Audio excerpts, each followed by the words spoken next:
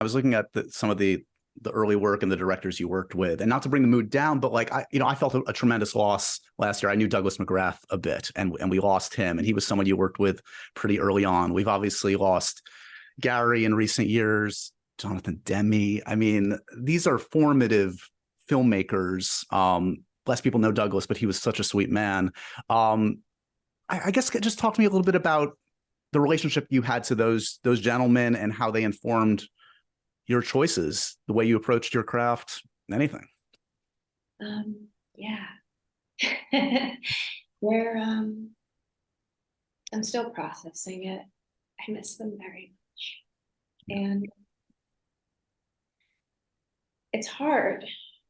It's hard because they're my beginning. And I don't get to talk to them in that way. You know, there's so many questions that I have for them now. And I love them so much. And I'm really just so grateful to them for seeing something in me as a kid. I mean, I was a literal kid when Garry Marshall met me, like a physical, like literal, legal child. And he created and allowed me to participate in such a meaningful way in the creation of a character that I'm so closely identified with. And he just set my life up in so many ways, the gift of that. And then, because I was never worried about being put into a box, because I knew that I just had to be aware, if I was aware that there was a box, that I could probably make choices that would keep me from getting stuck in it. But you need someone outside the box to see you. And that was Jonathan Demme. Yeah. And I literally don't know how he saw through, but that was the thing. He was not an either or person. He was a yes and person. And so he thought it was great that I had been this princess. And he didn't see any reason why a princess couldn't also be a recovering addict. And he just had so much faith. He was so generous to me. And Doug McGrath, getting to do Nicholas Nickleby, it was my first time going to England. I was just talking about, that time earlier today, funny enough, when I was getting ready. It was so significant. I got to see the world. I got to do a British accent for the first time. And he and I remained really, really good friends for a long time after that film. I was always so happy to see him. He was a total gentleman. But yes, and another wonderful filmmaker that I got to work with, who's no longer with us, who I think of with such fondness and dearness, is Gary Winnick. Of course, we lost him way too soon. Way too soon. He had so many more. I mean, they all had so many more stories. Yeah. But yeah, I'm.